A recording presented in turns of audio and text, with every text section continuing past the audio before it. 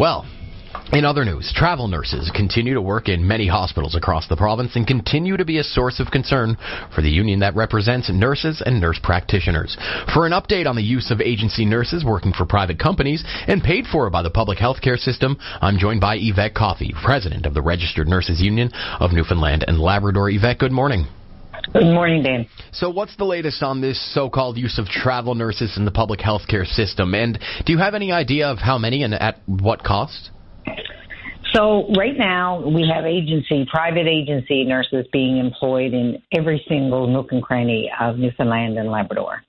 The costs, millions upon millions of dollars. It actually increased substantially last year.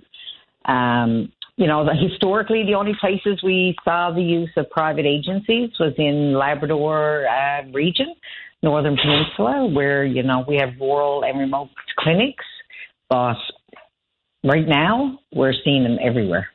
So what impact is this having on our healthcare system and other healthcare workers? So everybody knows we have 750 nursing vacancies in Newfoundland and Labrador.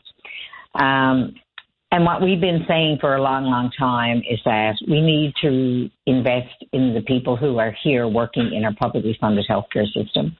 We have beds closed because we don't have nursing personnel. We have OR surgeries and procedures being cancelled or postponed because they say we have no beds. We do have beds, but we have a lack of nursing resources and other healthcare providers, I might add. So the crisis in our healthcare system is impacting every single person in Newfoundland and Labrador. So we need to be investing and retaining the people that are actually working in the system. Are agency nurses being paid more and getting better treatment? Agency nurses receive approximately double to even more than our registered nurses and nurse practitioners here in Newfoundland and Labrador. Are nurses leaving the public system to work with private agencies?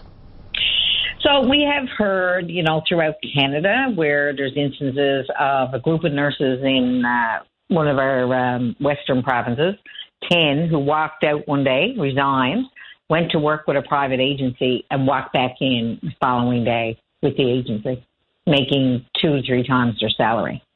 Here in Newfoundland and Labrador, we are hearing about nursing students who are eyeing this as something help pay off their student loans, flexibility, but we also have people who are mid-career and late career who are resigning and going to work with these agencies for the flexibility and the ability to get time off and, of course, the increased pay. We're speaking with Yvette Coffey, President of the Registered Nurses Union of Newfoundland and Labrador. And Yvette, we've heard that in some smaller communities, the housing shortage is exacerbated by government renting out homes for travel nurses. Has that been brought to your attention? Well, not just in smaller communities, but throughout the province. We're hearing about, for instance, Mon School of Nursing just opened up classes out in Gander and Grand Falls. And one of the biggest issues is the nursing students can't find housing. The employers are providing housing for these private agency nurses. And we already know we have a significant housing shortage, not only here in Newfoundland and Labrador, but throughout the country, and it is certainly exacerbating that. And you've said in the past that all parties agree that the use of travel nurses is not the answer. Has there been any movement on solving the problems that make them necessary? We continue to work with government and Newfoundland Health Services and looking at more sustainable and responsible solutions, because this is not financially sustainable for the province of Newfoundland and Labrador. And we do have a commitment from government. They're decreasing the use of agency nurses, changing the contract structure and timelines. And, of course, we are waiting on the evaluation of our own unionized travel pilot in the Labrador region.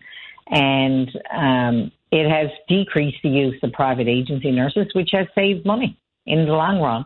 So we're waiting on the final evaluation of that and see about extending it. The answers are not easy. The fix is not overnight, and we will continue to work with government and with the health authority to reduce the use of agency nurses. Yvette Coffey, President of the Registered Nurses Union of Newfoundland and Labrador. Thank you for this. Thank you. Have a good day. You too. Right now it's 8 a.m.